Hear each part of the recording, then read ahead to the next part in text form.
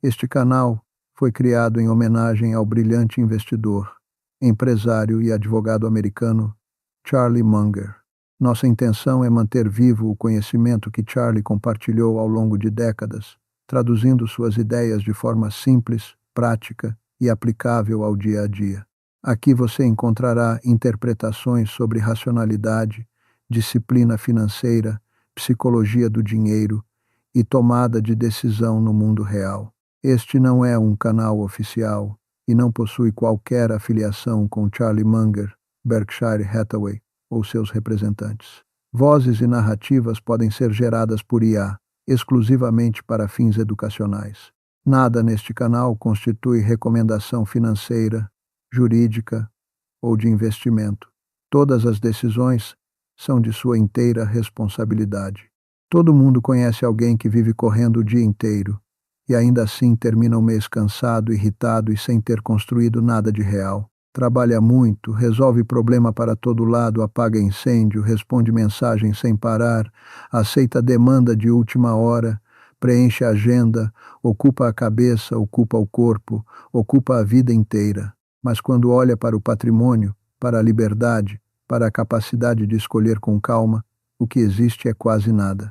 É como um homem que passa o dia inteiro girando uma manivela enferrujada para manter acesa uma lâmpada fraca, sem perceber que poderia estar usando esse mesmo esforço para construir uma pequena usina que um dia funcionaria sozinha. É aqui que a maioria se engana, porque foi treinada para acreditar que ganhar mais dinheiro depende de trabalhar mais horas, aceitar mais peso, dizer sim para mais tarefas e viver permanentemente ocupado. Como se exaustão fosse sinônimo de progresso, como se correria fosse sinônimo de inteligência, como se agenda lotada fosse evidência de valor. Mas a lógica que constrói riqueza raramente recompensa apenas esforço bruto. O mundo não paga melhor quem se movimenta mais. O mundo paga melhor quem aloca melhor tempo, energia, atenção e capital. A mentalidade associada a Charlie Munger sempre apontou para uma direção menos intuitiva e mais desconfortável para quem foi educado a admirar a pressa. Não se trata de fazer menos por preguiça, trata-se de eliminar o que não produz resultado, concentrar energia no que realmente tem retorno e estruturar a vida para que o dinheiro venha de decisões inteligentes e não apenas de desgaste contínuo. Em outras palavras, não é sobre escapar do trabalho, é sobre parar de desperdiçar trabalho. Muita gente vai ouvir isso e imediatamente levantar 3 desculpas. A primeira é a mais comum. Isso só funciona para quem já tem dinheiro. A segunda vem logo atrás. Na vida real, quem trabalha menos ganha menos. E a terceira fecha a armadilha. Primeiro eu preciso me matar de trabalhar, depois penso em organizar a vida. Essas 3 ideias parecem sensatas à primeira vista, mas carregam o mesmo veneno. Fazem a pessoa acreditar que o caos de hoje é um investimento inevitável no sucesso de amanhã. E quase sempre não é. Quase sempre o caos de hoje é só o caos de amanhã sendo alimentado com disciplina. Porque existe uma diferença brutal entre esforço produtivo e esforço desperdiçado. Um homem pode carregar baldes de água o dia inteiro para irrigar um campo pequeno. Outro pode passar semanas construindo um sistema de canais. No começo, o primeiro parece mais ativo, mais sacrificado, mais trabalhador. Mas depois de um tempo, é o segundo que colhe mais com menos desgaste. O primeiro continua escravo do balde. O segundo passou a ser dono do fluxo. Essa é a tese central. Quem quer ganhar mais dinheiro sem ser refém de uma vida cada vez mais pesada precisa abandonar o culto da ocupação e aprender a pensar como alocador. Alocador de horas, alocador de atenção, alocador de energia mental, alocador de dinheiro. A riqueza raramente nasce de uma sequência infinita de esforço mal direcionado. Ela costuma surgir quando alguém para de admirar o barulho e começa a respeitar a eficiência. O problema é que quase ninguém faz isso cedo. A maioria insiste em acreditar que, se está cansada, então está merecendo prosperar. Se está sobrecarregada, então deve estar no caminho certo. Se está correndo sem parar, então alguma recompensa grande virá mais adiante. Mas o tempo revela uma crueldade silenciosa. Muitos passam anos inteiros vendendo a própria vida no varejo, hora por hora, urgência por urgência, sem perceber que não estão construindo liberdade. Estão apenas sofisticando a própria prisão. E quando essa percepção finalmente aparece, ela costuma vir acompanhada de uma pergunta incômoda.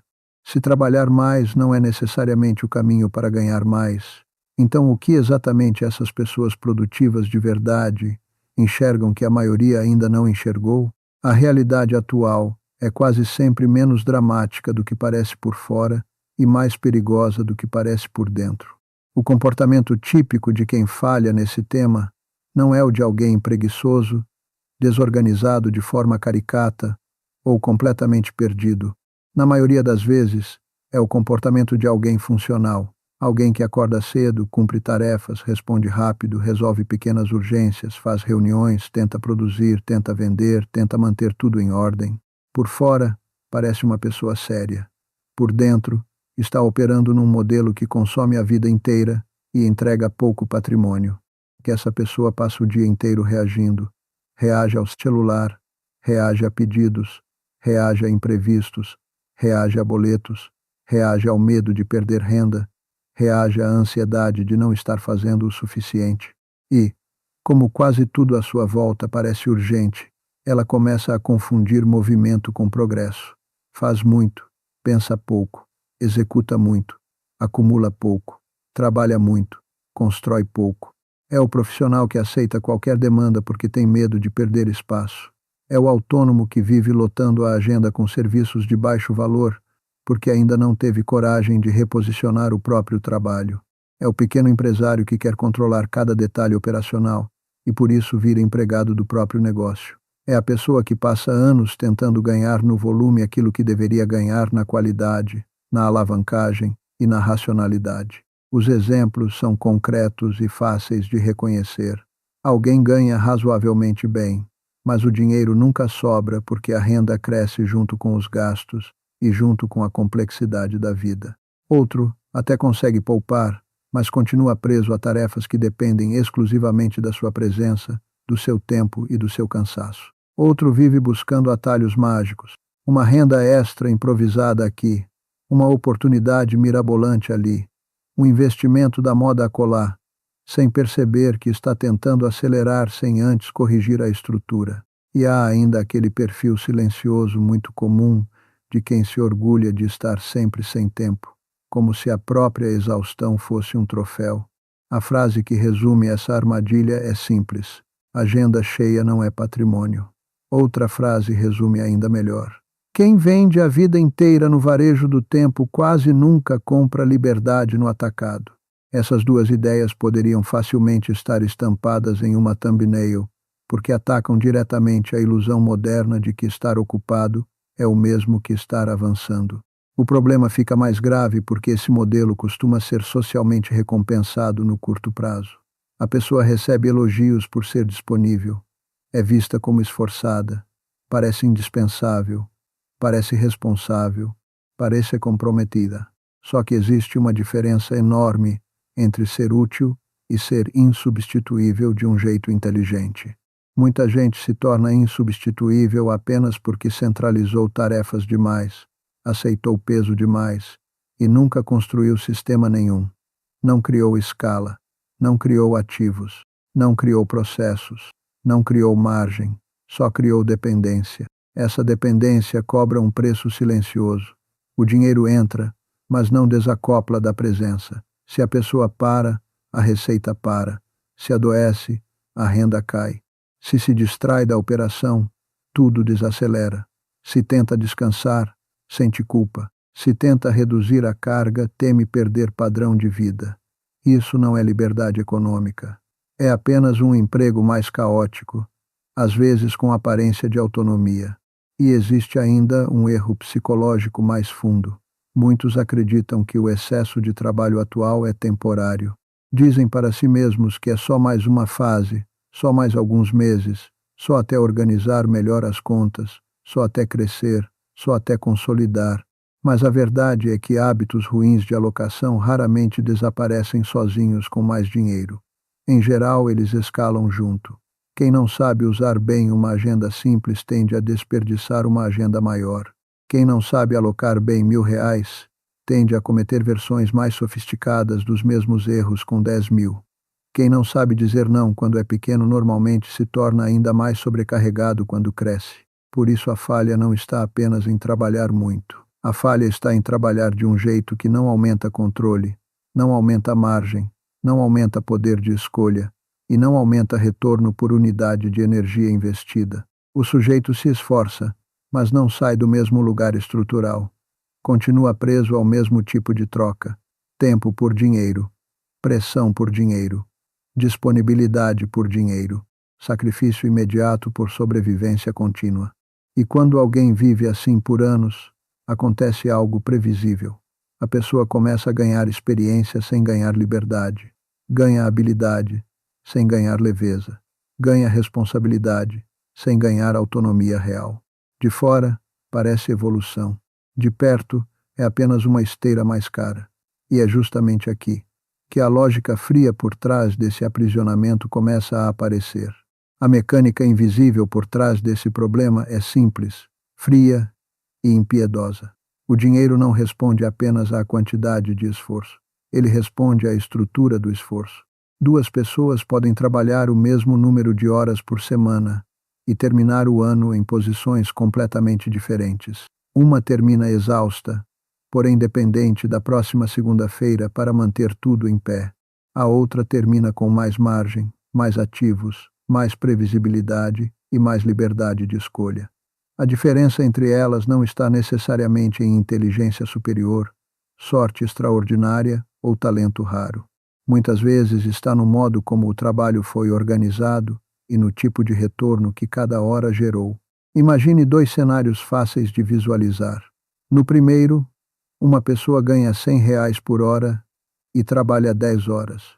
No fim, recebe R$ 1.000. No segundo, outra pessoa também trabalha 10 horas, mas dedica parte desse tempo a construir algo que continua gerando resultado depois. Pode ser um sistema, um produto, uma clientela melhor selecionada, um canal de aquisição mais eficiente, um processo replicável, uma habilidade mais rara, uma reserva de capital que reduz pressão e permite escolhas melhores. No curto prazo, essa segunda pessoa às vezes até parece estar ganhando menos, mas a matemática estrutural é diferente. Ela está saindo da lógica linear e entrando, ainda que devagar, na lógica cumulativa. É isso que muita gente não vê. A vida financeira de quem vive só no esforço bruto é quase sempre linear. Trabalhou, ganhou, parou, cessou, aceitou mais carga, entrou mais dinheiro, reduziu o ritmo, a receita caiu. O problema dessa lógica é que ela tem teto, tem desgaste e tem fragilidade. Já a vida financeira de quem começa a combinar trabalho inteligente com construção de ativos passa a ter algum grau de efeito composto, não apenas nos investimentos, mas também na reputação, na especialização, no preço cobrado, na capacidade de filtrar oportunidades ruins e na redução de erros caros. A filosofia associada a Munger sempre valorizou algo essencial. Evitar burrice costuma gerar mais riqueza do que buscar genialidade o tempo todo. E isso se aplica aqui com precisão cirúrgica. Trabalhar demais em atividades de baixo retorno não é virtude, é um erro de alocação. Manter uma rotina inteira consumida por tarefas que não ampliam margem, não aumentam preço, não criam escala e não acumulam vantagem, é como tentar encher uma caixa d'água furada carregando baldes cada vez maiores. A pessoa até se orgulha da força, mas ignora o furo. Vamos colocar isso em números simples. Suponha que alguém ganhe R$ 5.000 por mês e precise trabalhar intensamente todos os dias para manter essa renda. Ao final de um ano, essa pessoa gerou R$ 60.000 de receita, mas segue no mesmo ponto estrutural. No mês seguinte, precisa repetir tudo outra vez. Agora imagine outra pessoa que também começa na mesma faixa, mas decide usar parte da energia para reorganizar a própria vida financeira, cortar atividades improdutivas, subir o valor do próprio trabalho, construir reserva, estudar o que de fato melhora a alocação de capital e criar fontes de retorno menos dependentes do esforço imediato. No primeiro mês, a diferença parece pequena. Em 12 meses, ainda pode parecer modesta. Em 5 anos, a distância tende a ser brutal. Parece inofensivo no curto prazo justamente porque o modelo ruim entrega a sensação de produtividade imediata. O sujeito resolve muita coisa, fecha o dia cansado, sente que mereceu descanso, vê dinheiro entrando e pensa que está fazendo o que precisa ser feito. Só que a pergunta correta não é se ele trabalhou muito hoje. A pergunta correta é se o trabalho de hoje aumentou ou não sua capacidade de ganhar melhor amanhã com menos fricção, menos dependência e menos desgaste. A maioria não faz essa pergunta, e por isso fica aprisionada em rotinas que parecem eficientes por uma semana, por um mês, até por alguns anos. Existe também um componente psicológico poderoso. O ser humano tende a repetir o que dá recompensa rápida, mesmo que a estrutura seja ruim. Responder mensagens, aceitar demandas, correr para resolver urgências, preencher a agenda, concluir pequenas tarefas, tudo isso produz sensação de utilidade instantânea.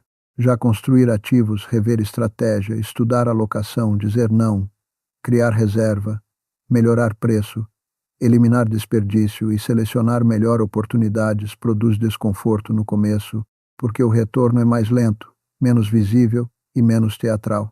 O cérebro, acostumado à urgência, muitas vezes prefere a escravidão familiar à liberdade construída lentamente.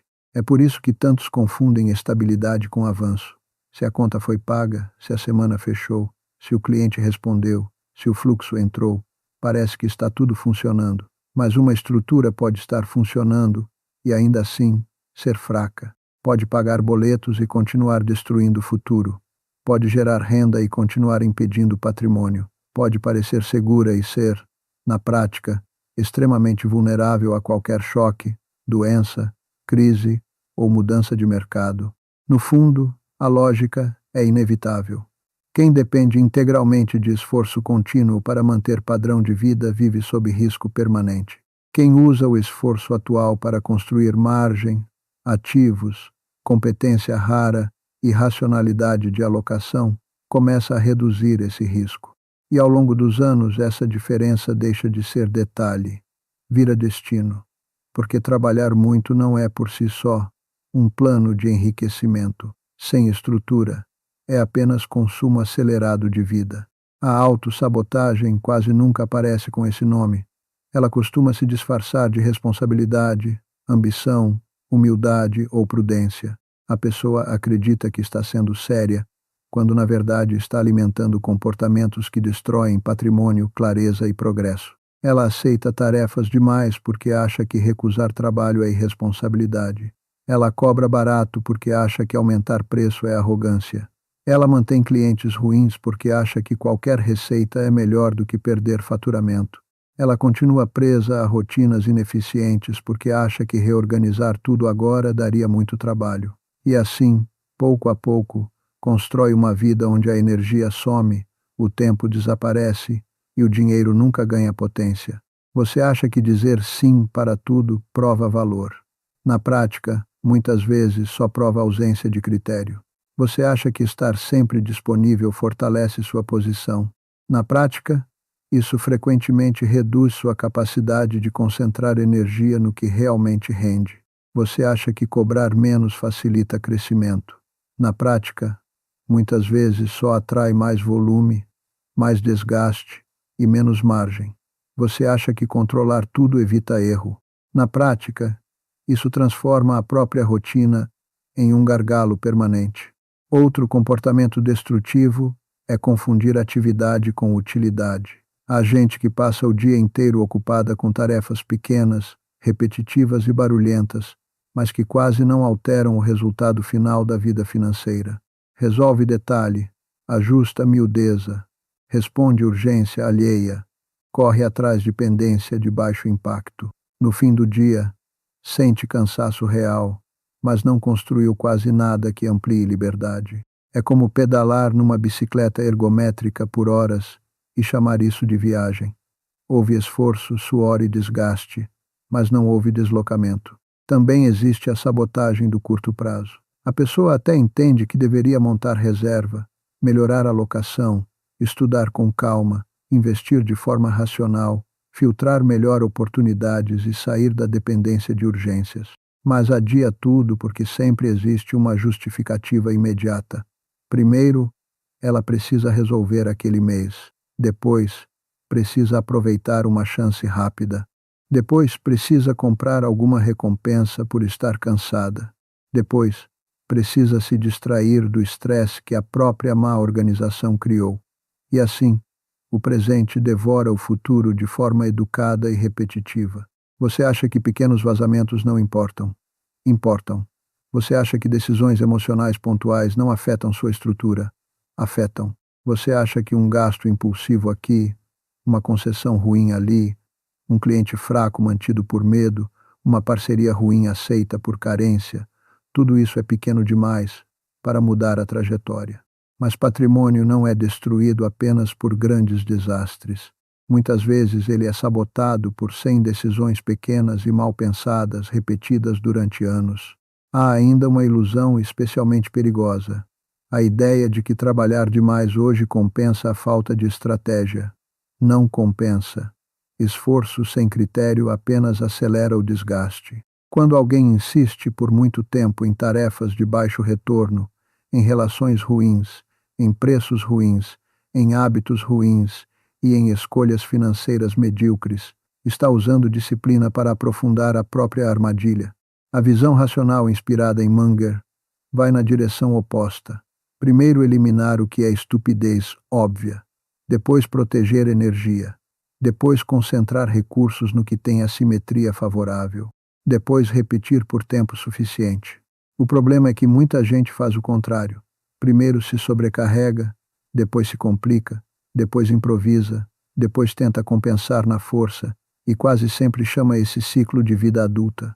O diagnóstico é direto. A maioria não está pobre de esforço, está pobre de alocação. Não falta trabalho. Falta critério para decidir o que merece trabalho. Não falta movimento. Falta direção. Não falta sacrifício. Falta estrutura. E enquanto essa confusão continuar, ganhar mais dinheiro continuará parecendo difícil, quando o verdadeiro problema é que a vida inteira está organizada para desperdiçar valor. O custo real desse erro não aparece de uma vez. Ele se acumula em silêncio. Primeiro, a pessoa perde tempo. Depois, perde margem. Depois, perde tranquilidade. E quando percebe, perdeu anos inteiros trocando esforço intenso por uma vida que continua frágil. Esse é o ponto mais duro de aceitar. O preço de uma má alocação não é apenas ganhar menos dinheiro, é adiar liberdade, empurrar segurança para longe e viver mais vulnerável do que seria necessário. Quando alguém insiste em trabalhar muito sem construir estrutura, o tempo deixa de ser um aliado e passa a ser um cobrador. Cada ano que passa sem reserva, sem ativos, sem aumento real de margem, sem melhoria na qualidade da renda e sem disciplina de capital, é um ano em que a vida continua dependente demais do próximo mês. Parece que está tudo andando, mas o futuro continua desprotegido. A pessoa envelhece, mas a liberdade não amadurece junto. Há uma diferença brutal entre duas trajetórias. Na primeira, alguém corrige cedo a lógica da própria vida. Começa a cortar o que não rende, melhora a forma de trabalhar, aumenta critério, protege capital, reinveste, organiza a rotina, seleciona melhor clientes, oportunidades e riscos. No começo, a mudança parece pequena, talvez até desconfortável, talvez até pareça que está ficando mais lento. Mas com o tempo, essa pessoa passa a ter mais previsibilidade, mais caixa, mais capacidade de negar o ruim e mais poder para escolher o que compensa. Na segunda trajetória, alguém ignora o problema, continua aceitando volume excessivo, mantendo desperdícios, confundindo presença com resultado, vivendo sem folga e sem método racional. Também parece funcionar no começo. As contas são pagas. O trabalho existe. O movimento é constante. Só que a estrutura permanece vulnerável. Qualquer choque machuca mais. Qualquer crise aperta mais. Qualquer pausa custa mais caro.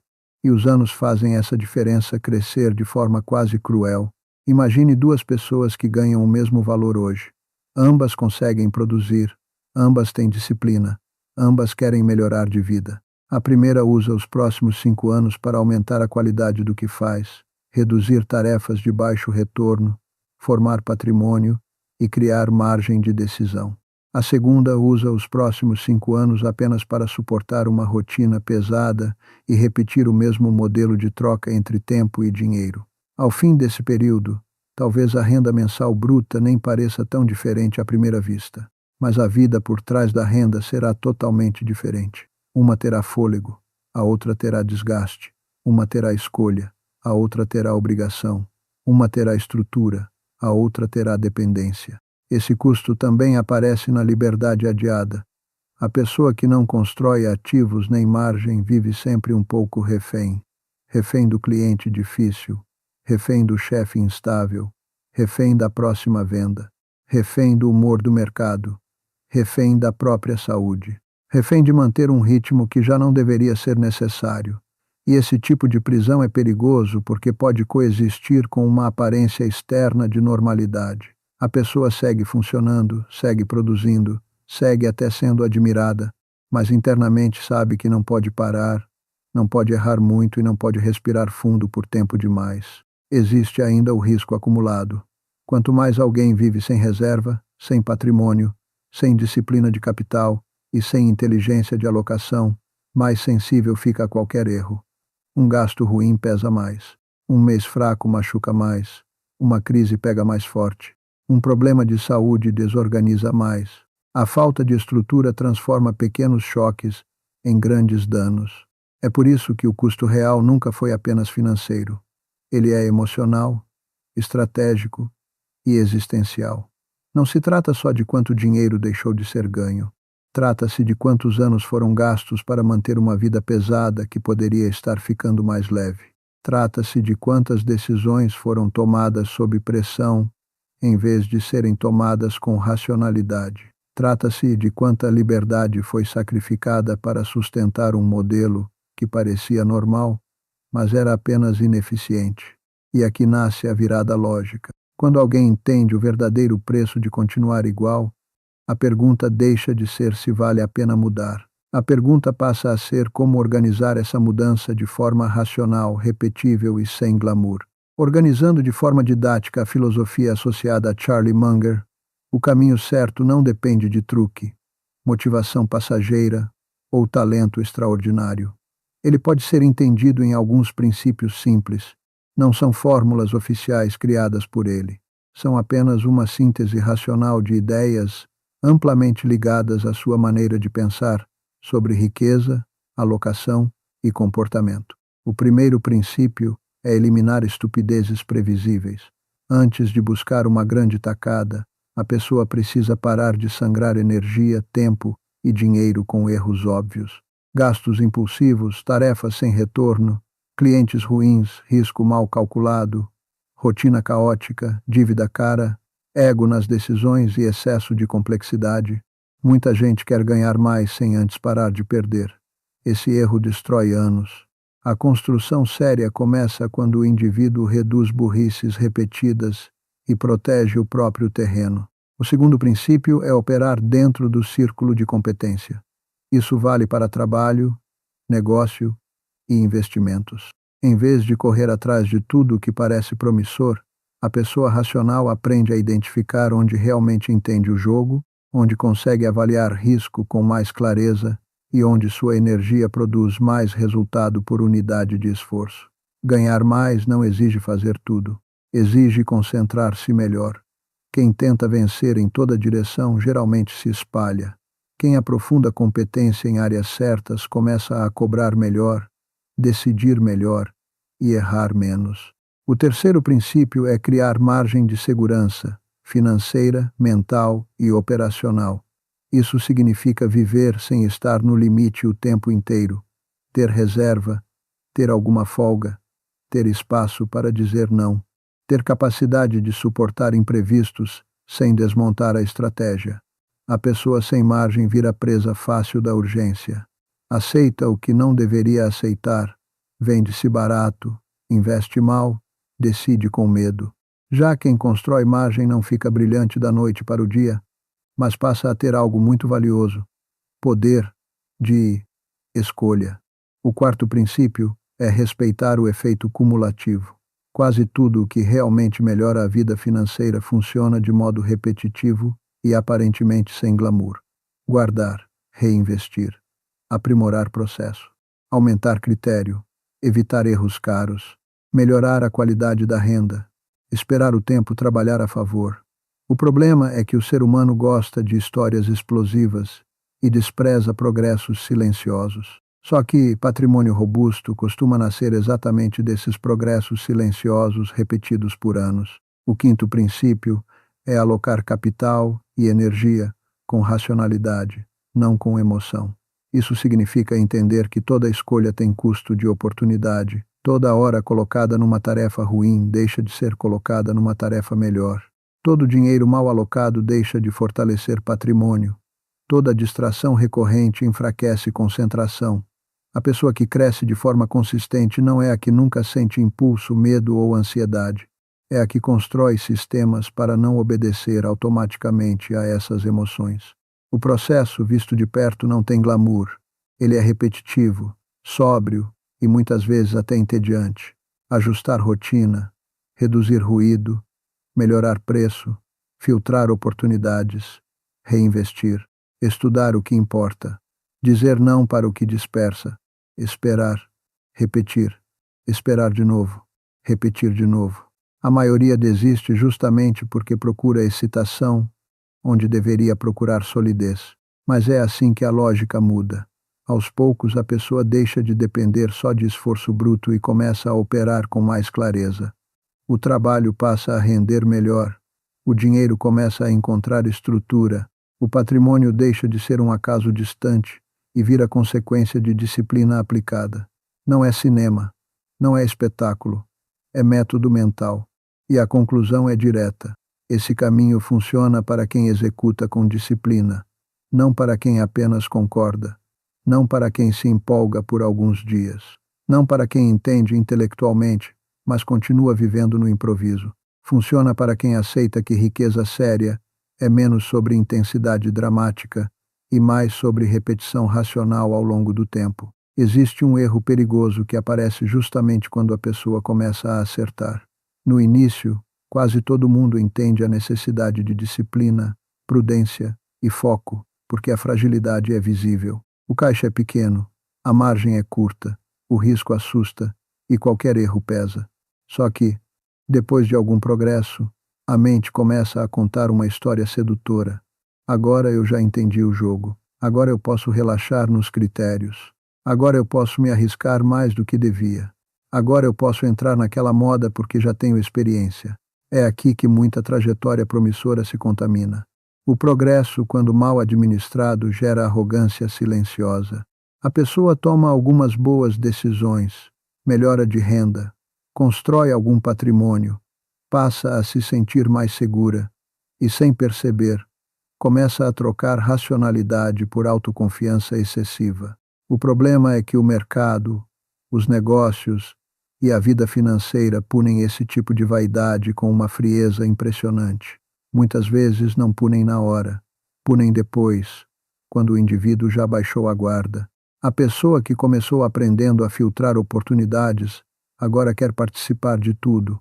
A que antes respeitava o próprio círculo de competência, agora se convence de que consegue opinar, investir e decidir bem em qualquer terreno. A que antes valorizava a margem de segurança agora se irrita com prudência e passa a enxergá-la como timidez. E a que antes crescia pela repetição racional começa a buscar excitação, velocidade e validação. É assim que modinhas financeiras capturam gente inteligente. Não porque falte informação básica, mas porque o ego começa a interferir na disciplina. De repente o sujeito já não quer apenas crescer com solidez, quer provar que enxerga antes dos outros, quer mostrar ousadia, quer multiplicar rápido, quer contar uma grande história sobre si mesmo. E, nesse ponto, o risco deixa de ser calculado e passa a ser romantizado. A história econômica está cheia desse padrão. Pessoas e empresas atravessam anos de prudência, constroem reputação, acumulam vantagem e depois, justamente por causa do sucesso, assumem riscos que antes jamais aceitariam. Expandem demais, compram demais, alavancam demais, confiam demais, diversificam para áreas que não dominam, entram em euforia coletiva e passam a chamar imprudência de visão. Quando a maré muda, descobre-se que o problema nunca foi falta de inteligência, foi excesso de confiança. Mesmo num exemplo hipotético, isso fica claro. Imagine alguém que levou anos para formar reserva, melhorar a renda e investir com consistência. Essa pessoa finalmente começa a sentir alívio. Agora já não trabalha com o mesmo desespero. Agora já tem algum patrimônio. Agora já percebe que sua vida começou a ficar mais sólida. Em vez de proteger esse avanço, ela se convence de que pode dar um salto desnecessário. Coloca dinheiro demais em algo que mal entende. Aceita uma expansão operacional acima da própria capacidade. Sobe padrão de vida de forma apressada ou assume compromissos fixos, como se o futuro fosse uma linha reta. Bastam alguns erros para destruir parte importante do que levou anos para ser construído. O perigo após o progresso não está só na ganância. Está também no relaxamento dos princípios. A pessoa para de revisar a qualidade das decisões, para de respeitar limites, para de dizer não, para de medir custo de oportunidade, para de proteger caixa, para de desconfiar de oportunidades fáceis. E quando isso acontece, o sucesso inicial passa a trabalhar contra ela, porque gera a ilusão de invulnerabilidade. A filosofia racional inspirada em Munger sempre foi hostil à euforia. Não porque crescimento seja ruim, mas porque crescimento sem lucidez é uma armadilha elegante. Continuar vencendo exige manter a sobriedade que construiu a vitória. Exige lembrar que patrimônio não é apenas o que foi ganho, é também o que foi preservado. Exige entender que evitar uma grande estupidez financeira pode valer mais do que buscar uma grande tacada. O alerta definitivo é simples. O mesmo ego que impede o iniciante de começar direito muitas vezes impede o bem-sucedido de continuar direito. E, para quem quer trabalhar menos e ganhar mais sem voltar a ser refém do caos, o progresso só é real quando vem acompanhado de prudência suficiente para não ser desperdiçado. Depois de anos aplicando esses princípios de forma disciplinada, a transformação não costuma parecer cinematográfica. Ela é melhor do que isso. Ela é real. A vida não vira um comercial de luxo, nem uma fantasia de dinheiro fácil, nem uma promessa infantil de ausência total de problemas. O que muda é algo mais valioso. O peso diminui. A pressão constante perde força. O desespero cede lugar à escolha. O trabalho continua existindo, mas já não ocupa a alma inteira. Antes, a pessoa acordava com a sensação de estar sempre correndo atrás. Correndo para pagar, correndo para responder, correndo para manter, correndo para não perder. O dinheiro entrava, mas vinha amarrado ao desgaste. A agenda mandava. A urgência mandava. O medo mandava. Havia esforço, mas pouco espaço interno. Havia movimento, mas pouca soberania. Depois, o cenário é outro. Não porque o mundo ficou fácil, mas porque a estrutura ficou forte. Agora existe reserva, existe patrimônio, existe mais critério, existe melhor alocação do tempo, existe poder para recusar o que antes era aceito por necessidade, existe calma para pensar antes de agir, existe capacidade de deixar o dinheiro trabalhar junto com o esforço, em vez de depender apenas dele. O indivíduo não precisa parecer rico, ele passa a ser menos vulnerável. E isso vale mais do que aparência. Talvez ainda trabalhe muito em alguns períodos, talvez continue ambicioso, talvez siga construindo, mas já não trabalha do mesmo jeito, já não se vende no varejo da urgência com a mesma facilidade, já não aceita qualquer oportunidade só porque ela promete entrada imediata de dinheiro, já não trata a própria energia como recurso infinito, já não chama confusão de crescimento. Já não depende da próxima semana para sentir que está seguro. Esse contraste entre antes e depois é o que realmente importa. Antes, todo problema ameaçava desmontar o sistema. Depois, os problemas continuam existindo, mas encontram uma base mais estável. Antes, Qualquer mês ruim parecia um abismo. Depois, um mês ruim continua sendo ruim, mas deixa de ser devastador. Antes, o trabalho era principalmente sobrevivência. Depois passa a ser também escolha, estratégia e construção. No fundo, trabalhar menos e ganhar mais dinheiro nunca significou fazer pouco e receber muito por mágica. Significa chegar a um ponto em que cada unidade de esforço carrega mais inteligência, mais margem, mais critério e mais retorno. Significa construir uma vida onde o dinheiro deixa de ser apenas fruto de presença constante e passa a refletir qualidade de decisão. Significa parar de usar toda a força para girar a mesma roda e começar, enfim, a redesenhar a máquina. A mensagem central pode ser resumida de forma simples. Riqueza não respeita quem apenas se sacrifica. Riqueza tende a respeitar quem pensa melhor, erra menos, protege capital, repete bons princípios e permite que o tempo amplifique decisões racionais. Outra forma de dizer a mesma coisa é ainda mais dura. O excesso de trabalho pode sustentar um mês. Só a disciplina inteligente sustenta uma vida. E é por isso que, no fim, tudo se reduz a uma escolha sem romance. Ou a pessoa aceita a disciplina de pensar, filtrar, alocar, proteger e repetir por tempo suficiente, ou continuará presa ao modelo comum da mediocridade cansada. Um modelo em que se trabalha muito, vive-se sob pressão e chama-se isso de normal.